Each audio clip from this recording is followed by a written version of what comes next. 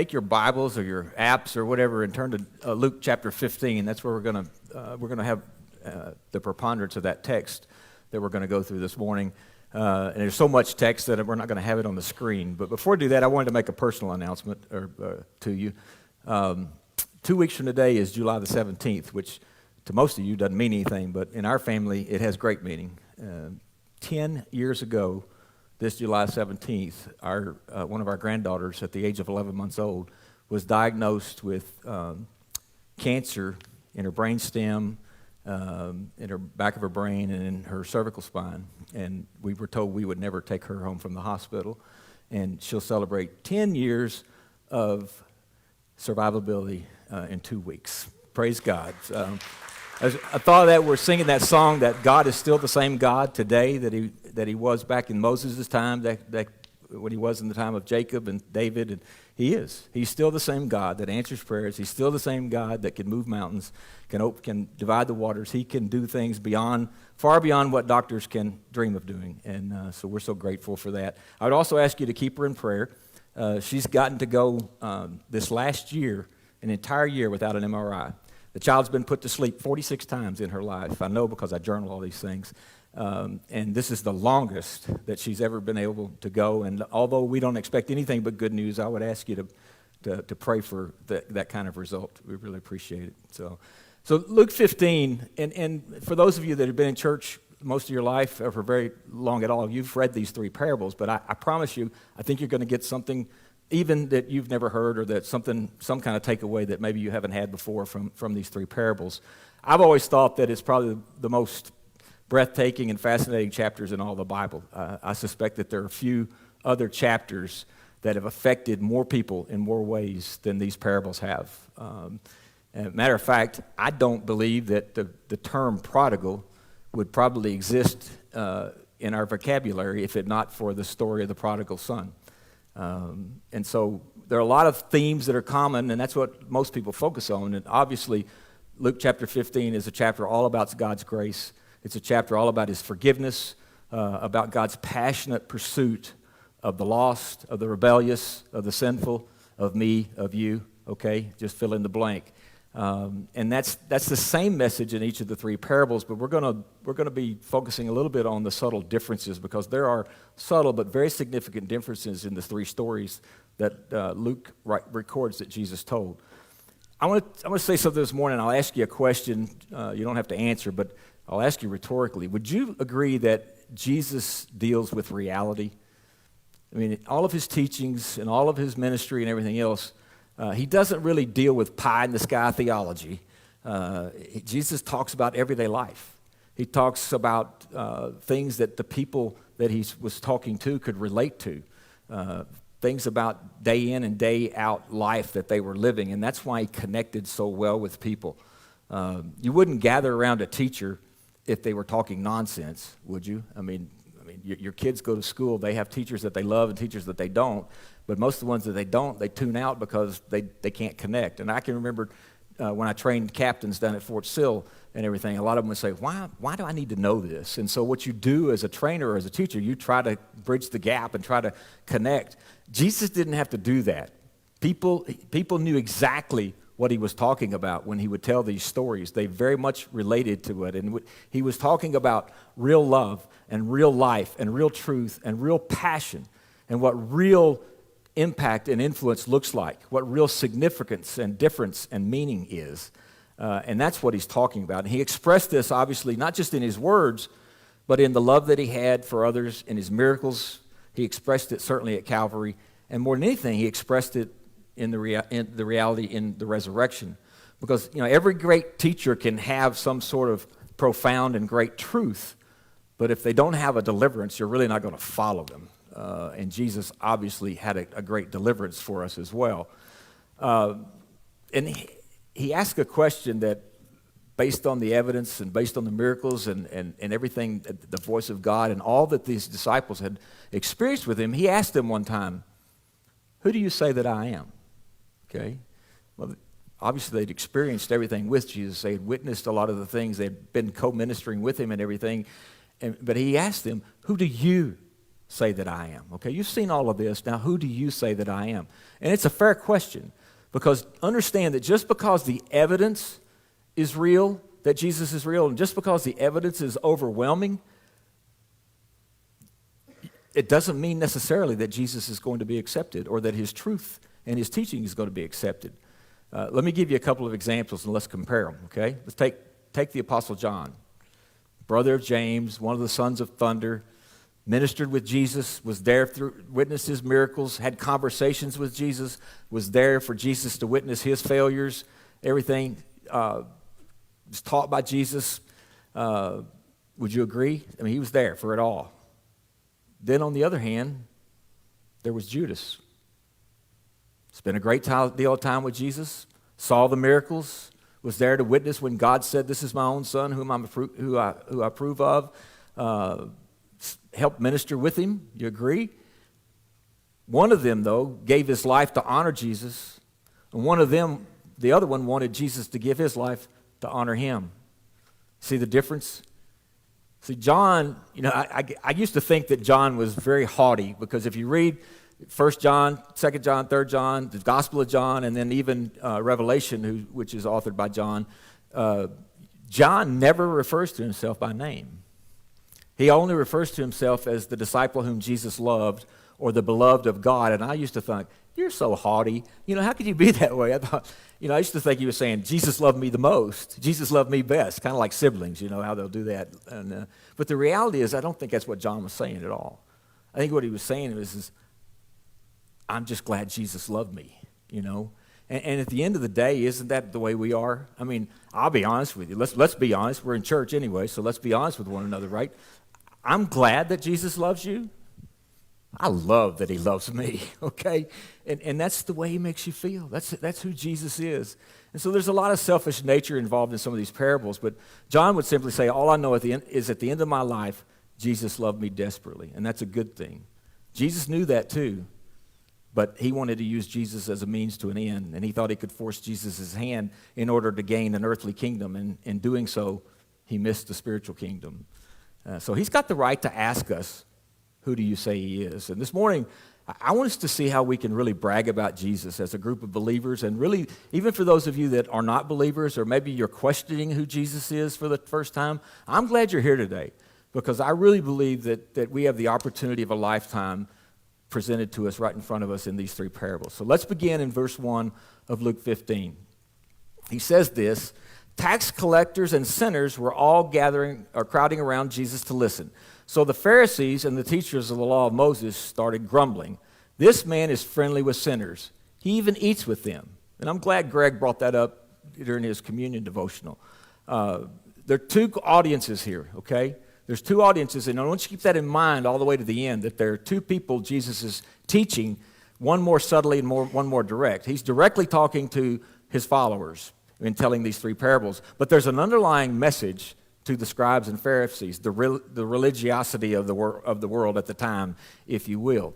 And of all, if you could quantify the gospel, if you could count the number of criticisms against Jesus, I think the number one criticism of all would be, just as Greg pointed out, who he ate with, who he spent time with, and specifically who he ate with. Because you see, in that culture, in that time, when you ate with someone, when you sat across from them, you were saying, we're equal, okay? And that upset the religious rulers more than anything, because they were not looking for somebody to be their equal. They were looking for somebody to overthrow the power of Rome and deliver them from the Roman rule and be this deliverer who was going to have an earthly kingdom and rule as a king.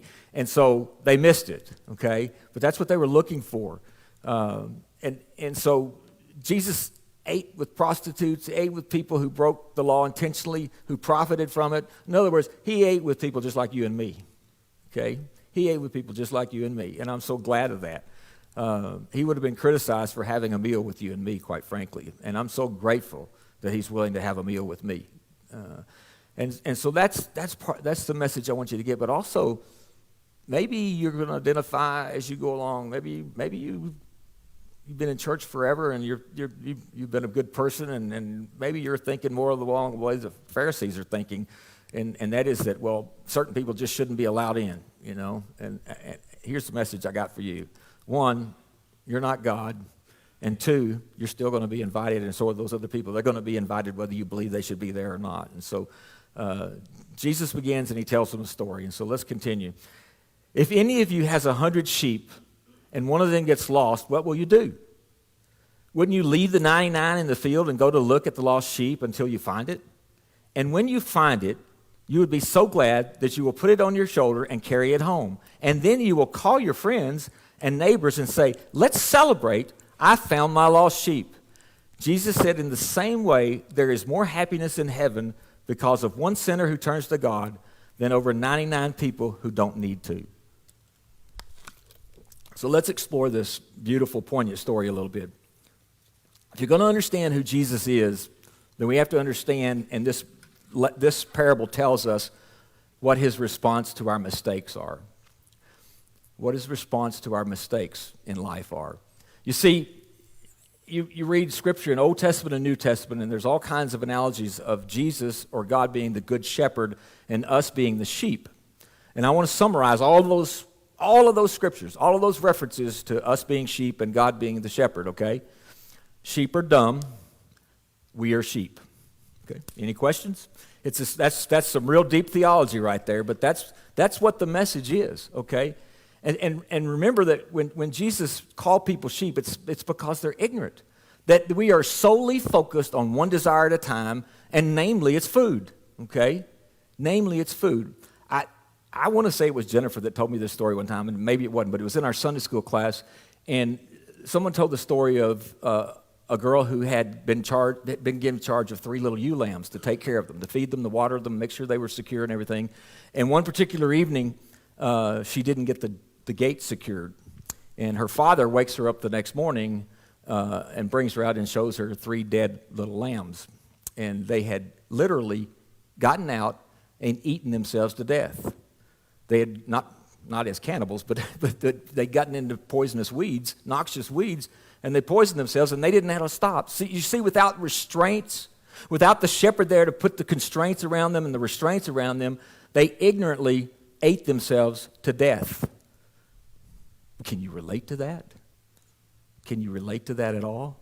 I mean, how many of you have been like me when you've gotten to yourself ignorantly in some sort of circumstance, some sort of situation, and you wake up and you realize, how in the world did I get here? What did I do to get here? And now what am I going to do? Just out of your ignorance. Or just out of because you were focused so much on your desire that you lost sight of everything else and you ended up like the ignorant sheep. You know, sheep, yeah, Jesus called us sheep, and it is enduring, but it's also painful. Because if sheep don't have a shepherd, we're going to die. Sheep are going to die. They have huge bellies, these pot bellies, and little bitty legs, and so they have no defense mechanism whatsoever. They can't run fast to get away from anything. In fact, if you knock a sheep over, it can't upright itself. A shepherd has to come along to stand it back upright. And so when Jesus says, my little lambs, and we go, aw, how sweet. And really what we ought to be saying is, what? What? You calling me a dumb sheep? Yes, but this is what he also says. When one of those ignorant lambs waddles away, does a good shepherd say, well, at least I've still got 99 left, okay? Of course not. The answer to the crowd would have been so crystal clear, of course not. It's even been documented, and it sounds cruel, but it's really not, that if you had a sheep, if a shepherd had a sheep that continually ran away from the flock, they would do what? Do you know what they would do? Break its leg so that it couldn't do it. And we think that's so terrible. But the reality is, God disciplines us for our own good. And the shepherd would break one of the legs of the sheep to keep for its own good, to keep it from killing itself or being killed by something that couldn't defend itself again. That's God's discipline out of love that sometimes we don't like, but is necessary for us not to kill ourselves or not to get into circumstances that we can't do anything. So the first subtlety I want to point out is that the sheep did this to himself because it was ignorant. The reason the sheep got lost was because it wandered away in pursuit of something that it wanted. It didn't know that it needed not to go after it. I mean, it doesn't wander around. A sheep doesn't walk around saying, you know what, I can't take care of myself. When they have an opportunity to go after something they want, they ignorantly go after it. So the sheep went out there and the shepherd had to bring it home. And then there's this beautiful message in here. What does the shepherd do when he finds the sheep? He celebrates. Celebrates. He rejoices that there's good news when the sheep is found, even though it's a dumb sheep and it's defenseless sheep and it did it to itself. Jesus still celebrates when he can correct our mistakes. Did you hear that? Jesus celebrates when we let him correct our mistakes. Satan says to you that God's always mad at you, that God is always disappointed with you. The world will tell you that. But the Bible says that God celebrates and the heavens explode when something that is lost comes home. Every time, even in our ignorance. Some are far away from God because we listened to the world and we didn't know any better. Satan lied to us and we believed the lies and we ended up in a mess. But when we're found, I've got great news for you. God wants you to come home, and the heavens celebrate when we do. And we ought to celebrate. We as God's people should celebrate, just like we do on Friday nights. I've seen how this community knows they know how to celebrate. You just go to a football game on Friday night and you'll see it. You're wired to celebrate. God has wired us to be party people, quite frankly. I mean, you read all the feasts that they had, that God instituted all the feasts. God created us to celebrate. You think you don't celebrate? How many of you, when you do your taxes and TurboTax does it and you get a green indicator, right? You celebrate that because you're getting something back, right? And if you get a red indicator, you start over because something had to be wrong, right? Or I'll be even grosser than that. You young parents, your first time you had your first child and that child used the diaper properly, and which one of you brought it into the other one to show them what was in there? And you did what? You celebrated, right? Because you celebrate your kids' advances. You celebrate the maturity of your kids and milestones like that. We do that. Weddings, football games, first accomplishments. We celebrate. What does God do when we go from being little followers to more adult followers? He celebrates every win. Every little win that we have, he celebrates. And we should be glad for that. This is what Jesus did. When they said, how can you eat with those people? He said, how could I not? They're the sheep that have wandered away, and I'm after them. Let's continue. Verse 8, the next story. Jesus told the people another story. What will a woman do if she has 10 silver coins and loses one of them? Won't she light a lamp, sweep the floor, and carefully look until she finds it? Then she will call in her friends and neighbors and say, let's celebrate. I found the coin I lost. And Jesus said, in the same way, God's angels are happy even when one person turns to him. Now, when Jesus told this story, you may suggest that this is just the second of three similar stories that have the same message. And you'd be right, but this is different too, though, because whereas the sheep tells us and shows us and demonstrates to us what God's reaction is to our mistakes, the parable of the coin shows us God's response to our misfortunes. You see, the sheep did it to itself, but the coin had somebody else treat it like it had no value. Now understand that and something that the people would have understood in this time that we may not get, that when the parable says that she had 10 coins, that's next week she wasn't going to have 14. Okay? 10 coins is all she had. And that's all she was going to have because women could not work. The best they could do would be to beg, or if they were young enough, to prostitute themselves out. That's the only way they were going to earn money. And so this was her savings. This was her sustenance. And so obviously, and so what she had done though to lose it is that she didn't place enough value on it to treasure it and to make sure that she didn't misplace it. And of course, it's a rhetorical question. Wouldn't she turn the house upside down to get her hands on that coin again? And the audience would say, of course she would. I mean, that's the obvious answer. But again, the difference is the sheep got lost because it was ignorant. The coin got lost because of what somebody did to it. Now, let me ask you a tricky question here. What kind of value does a coin have that's lost? None, right? I mean, the coin only has value to somebody that can exchange it for something, right?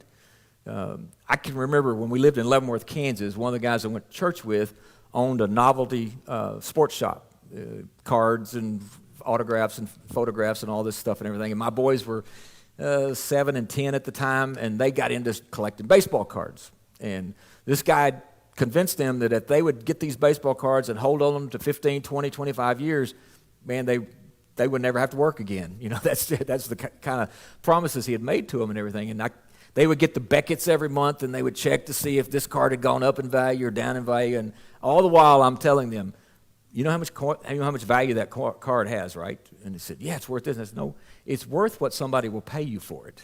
Okay, that's what that card is worth. You know, and I want to tell them that, you know, as a kid, I got them in bubble gum packets, and I'd take rookie cards of Bob Gibson and Lou Brock and use clothespins and stick them in the spokes of my bicycle so it would sound cool. And who knew I was ruining $200 baseball cards at the time? But something is valuable when you can exchange it for something. Some of you feel like that. Somebody ruined your value. Somebody made a choice to use you, to abuse you, to lie to others about you, to spread gossip about you, to diminish your value in the eyes of everyone they could. So perhaps you feel lost. Perhaps you feel damaged. You feel worthless. If so, I got powerful news for you. When Jesus finds you, he's going to celebrate, and he's going to restore to you more value than you ever knew you had or could possibly have. There is nothing man can do to you that Jesus can't fix. That's the moral of this story. The sheep got lost because they were ignorant. The coin got lost because someone else made a horrific choice. But Jesus celebrates in both cases when he can restore our value. He celebrates when he can restore back to you being made in the image of God in your perfection. I know many of us in the room today understand that sheep do things ignorantly, but I believe more of you understand the coin that was lost and damaged, that was thrown in the dirt and acted like it had no value.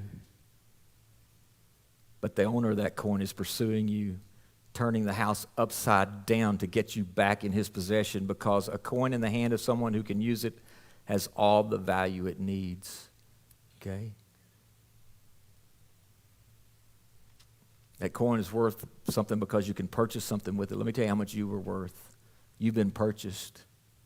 Each one of you have been purchased. You've been purchased by Jesus' own blood. God himself emptied himself of his son, emptied himself of some of his being to purchase you. That's how much value you have. And I'll say a couple of things here about just how important this is in whatever society we're in. Many of you know that Denise and I have been on mission trip to Southeast Asia 3 different times, and that's to a culture that generationally, culturally, and religiously tell a group of people that they have no value, that they have no human value. They are worthless. They are less than human. And let me tell you what happens when a child understands what a lie that is. I can be in that orphanage over there for just a few days, and I can separate the kids that have been there a few weeks from the kids that have been there for a few years. And the way I can do it is the joy that they have. See, those kids that haven't been there very long, they haven't gotten the message yet. They've not learned to trust because they've never been able to trust an adult in their life, because all they've ever been is sold into prostitution or used or put in sweatshop conditions to work in factories at 8 years old, 10, 12 hours a day. That's what these kids have come through. And yet, when they find out the lie that they've been told, and they find out that they're royalty because they're the child of a king, that they not only have immeasurable value, but their value is equal to every other person on the planet that draws breath, you cannot get rid of the joy that they have. It is undeniable. They don't have any more to look forward to materially. They don't have any more food on their plate the next day than they did the day before. But when they come to that reality and that knowledge, they understand that their value is ascribed to them by God, their Creator. Now, how does that apply to our society? Now, I may make some of you mad this morning. I don't mean to, because I've been guilty of the same thing myself. There's a lot of, I don't want to get in politics, but there's a lot of talk these days about all the problems we have. We have gun problems. We got a culture of violence problem. We got all these kinds of problems. And maybe we do and maybe we don't. But this is just my observation. We have a values problem, and some of you heard me say this before. We have a values problem in our society because there are two things that our culture ascribes value to more than anything else. And this danger here is our kids are being bombarded by this message, absolutely inundated by media, social media, and unwittingly by parents and grandparents. But those two values are how you look and can you outperform somebody in some feat, okay? If you could do both of those, then your name's Michael Jordan or Tiger Woods, okay? Where does that leave the rest of society? Where does that leave 95 out of 100 kids? I'll tell you where it leaves them. It leaves them feeling like they don't have value, like they're worthless, that they don't measure up because they don't look the way they're supposed to look, or they can't hit a baseball 400 feet or slam dunk a basketball. And the caution I want to give us grandparents and parents is that, yes, praise your kid, reinforce positive things to your kid, but don't go overboard to the point to where that kid thinks that your pleasure with them and your satisfaction with them and their worth is somehow or another ascribed to what they do and how well they do it or how they look. Be careful, okay? Be careful. Because it's my contention that what happens is you get a kid that grows up thinking he's worthless, and by the time he's a late adolescent or an early adult and he indiscriminately takes somebody else's life or many people's lives, we sit and wonder how could that be? How could that be? It's obvious to me. If I don't value my own life, how much value am I going to ascribe to you and your life? So just be careful. And church, be careful. The message we need to be giving our kids and reinforcing to our kids is you have equal and measurable value because who you are, you're a child of a king. Okay? It doesn't matter what you look like. It doesn't matter that you can't outperform everybody else. God has a purpose for you. He has a plan for you, and He loves you, and your value to Him is the same as every other person on this planet. So I'll get off my soapbox now, okay?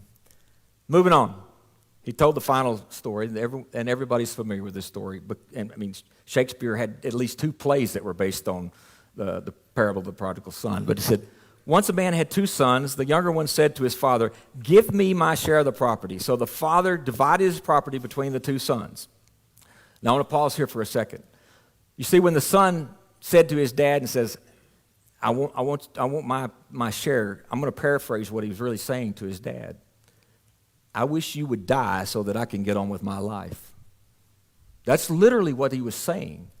You see, the law of primogeniture in the Jewish law was such that the oldest son got twice what everybody else got. In this case, there's two sons, and so the oldest son would be entitled to 2/3 of the dad's estate, and the younger son, 1/3 of the estate, okay? Well, there was also a law called the law of Mishnah that basically said that even if the father granted the request that this son could have it, it legally was not the son's until the dad died, okay? And so understand that when he is asking his father, give me what I don't deserve, and I want you to bless my rudeness, and I wish that you were dead, it's not like the father could go down to the bank and cash in part of his estate and give his son the money. His estate was what? It was dirt, okay? And in order to do that, he had to sell 1/3 of his estate, his farm, his land, in order to do that. And oh, by the way, he wasn't getting it back until the year of Jubilee, every 50 years. And to liquidate it like that, he probably got pennies on the dollar. And so, remember, there's two audiences here. And the Jewish elite that are there, the religious elite, are the only thing more offensive than this boy asking this and saying this to his father is that the father grants him his request. He gives it to him. You talk about, I can almost hear their gasp as Jesus is telling this story. This father literally had to sell his farm in order to make that happen. Then he says this, not long after that, the younger son packed up everything he owned and left for a foreign country where he wasted all of his money in wild living, and he had spent everything. And when he had spent everything, when a bad famine spread to that whole land, and soon he had nothing to eat.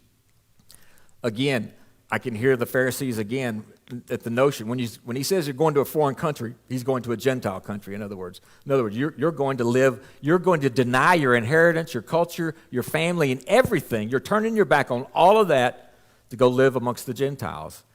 And then he ends up in a situation where he has nothing, and what does he do?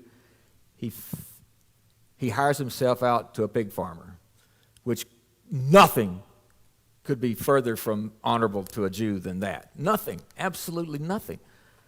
I know many of you probably thinking like I am when you hear this story. It's like, good, that's what he deserves, you know? I mean, don't you? I mean, really, and I'm sure that's what these Jewish leaders were thinking. That's what that boy deserves. He's finally going to get what he had coming to him. He disrespected his father. He disrespected his family, his culture, turned his back on all of it. But the reality is we can identify with that kid, can't we? Because this story tells us what Jesus' response is to our misdeeds when we are willfully disobedient to God the Father. I know that may be offensive, but I'll just ask you a question. Which one of these three are you? I'll be honest with you, depending on the week, I might be one of all three of them at different times. Nobody escapes the wrath of the world today, do they? I mean, they really don't. I mean, this guy is in a situation where he longs to eat the pods that he's feeding the pigs, but he can't even do that because his stomach, it will kill him because he knows that his stomach, those of you that are pig farmers and raise pigs, you know they can digest anything. This kid's belly, his stomach, his system could not digest. He couldn't even have a life as good as the pigs because at least their system could take what they were being fed. He couldn't. But here's the good news. Jesus is good, and even when we pursue unhappiness, he's got an offer far greater for us on the other side. He's patient. Verse 17, finally the young boy came to his senses. What he was eating, pig slop, garbage. He had nowhere to stay, and all the people who thought he was all of that, when everything was gone, they turned their backs on him. I can't go back as a son, he thought to himself. I can go back as a servant. So he gathers himself, which is all he has left. And verse 30 says this. He says, the younger son got up and started back to his father. But when he was still a long way off, his father saw him, felt sorry for him, ran to his son, hugged and kissed him. There's been a lot made of this. And you probably heard that it's been taught that this is the story of the prodigal son. The reality is the term prodigal literally means lavish and outlandish. I'm going to suggest to you that we really have misnamed this story. The one who is lavish and outlandish in this case is the father. It's really a story of the prodigal father and his response to this kid's misdeeds. You've also heard that a man of poise would never sweat or run or work and labor in public. Not a dignified Jewish man anyways. But I love the undignified picture of God here as the image of this father. He sees his son coming and he runs back to his son. And it's amazing because the father didn't say, after he says, I've come back to your house and I'll be a servant. The father says this, he says, quick. But the father says to his servants, quick. I mean, I could preach an entire sermon on that one word. Some say quick, some says hurry. The sense of urgency. Don't you love this? He doesn't ask his son to do 6 months of penance. He doesn't ask his son to do this or that to prove that he's worthy to be back in his household. He doesn't say, you're going to be a servant. I'll let you be a servant for a while and we'll see how this goes. The heartbeat of this story is that he says, quick, bring the best robe, put it on him, put a ring on his finger, put sandals on his feet. And each one of those acts alone are indicative of the full restoration to sonship of this kid that has done everything offensive to his father that you can imagine. The gift of sandals is really the gift of sonship. The gift of the robe. Most households would have a robe that they kept separate from everything else, and it was reserved only for the most distinguished guests that would call on their house. In other words, it would be like if the governor came to lunch today, you'd let him wear that robe. That's what he puts on his son. It's a gift of honor. And then finally, the ring is a signet ring And that's the gift of authority. The signet of the family signature, if you will, on the ring indicated that you have the authority that I have. You can sign for, you can commit my family, you can commit us to the same things that I can. Fully restored. So when the world says that God's always mad at you, read Luke 15. He's in love with you. And if his love will open your heart, it'll change your mind. Quick, for this son was dead and is alive again. He was lost and is found, so they celebrated. So sheep, coin, or kid, it all ends up the same way. When they go back to their proper place, there's celebration. It's just a matter for all of us to get back to our proper place. I want you to remember, too, just briefly, that there are two audiences here. And all this restoration is the normal follower of Jesus. They're lapping this up, okay? But that the Jewish leaders are not. And the rest of the story is about the older son and what his reaction is. And while Jesus may have been landing little left jabs to the Pharisees with each compelling story about the prodigal son and each thing that he did that would so offend their standards, if you will, the haymaker really comes when Jesus reveals that they're the older son in this story. And you could read that on your own, but just remember that. I want to have the band come up on stage, and as they do, I want to tell you a story of a movie I saw one time. I'm not a big movie guy, but some stick with me more than others. In 1991, Harrison Ford started a movie called Regarding Henry, and he was Henry in the story. And Henry was a lawyer, and not a very honest one. He cheated his clients. He was all about chasing money. He had a beautiful wife and young daughter, and he had no time for them. In fact, he was carrying on an affair in the office and had very little time at all for them. He was a jerk, okay? He was just a number one jerk. And then one night on the way home from having a fling, he stops at a liquor store to buy cigarettes. And he walks in on a robbery, armed robbery, and being stubborn as he was, he didn't comply with the robber, and he got shot. He was shot 3 times, and one time he was shot in the head. And he's hospitalized. He's in a coma. And the whole time he's in a coma, his wife and daughter are by his side, tending to his every need. And when he comes out of the coma, he remembers nothing. He doesn't remember who he is. He doesn't remember that he's a lawyer. Don't know who his wife and his daughter are. He doesn't even remember how to walk properly. And so you get all these beautiful stories, all these beautiful little pictures along the way of the wife and the daughter teaching him to walk, teaching him to around the house, how to find things around the house. And one of them that just brings me to tears is there's a scene where his daughter is teaching him to tie his shoes, something that I imagine that he had taught her to do. And in the process of this, it ends great. It ends the way it's supposed to end. He becomes a good guy. He quits his job. He wants to be ethical. He wants to be a good guy. He wants to be a stand-up guy. And for once, not only does Hollywood end it right, but they get their theology right. Because how do you kill a jerk? Or how do you get rid of a jerk? How do you turn a jerk into a good guy? You kill him, okay? That's biblical, folks. That's biblical. I mentioned to you that this is all about God's grace, and it is. But the Bible is full of all of these stories of God's crazy grace, but it's also balanced by these inconvenient and hard truths. And in Luke 14, there's some real hard truth in there about counting the cost for being a follower of Jesus.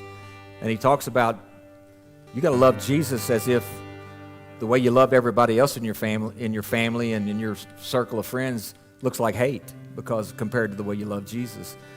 And oh, by the way, you got to pick up your cross, which people didn't hang on a cross for a vacation. You went to the cross for one reason only, and that was to die. And so they get it. Henry had to die to become the man that he should have been. Jesus died so that we could become the people that he wants us to be and that we're supposed to be. The only way Henry could be fixed and the only way we can have our condition fixed is to die to our old self. The shepherd went after the sheep. The woman ran after the coin. The father runs after the son. If you want to get back to God and just take one step toward him, he'll make up the rest of the distance. And so this morning, I want you to know that you're loved by the Father, and just one step toward him results in full restoration. I'm going to pray. The band's going to play, and if we're going to have some folks up here that'll be willing to pray over you. And if you have any need to come forward this morning to ask for prayers, I ask you to consider doing that. Father, I thank you so much that you love us so lavishly, that you love us beyond what we can even imagine, Lord. I imagine how I love my own family, my own kids, and my own grandkids, and know that in my imperfect love, there's nothing they could do to make me disown them. And so I just imagine you and your perfect love, you truly do celebrate.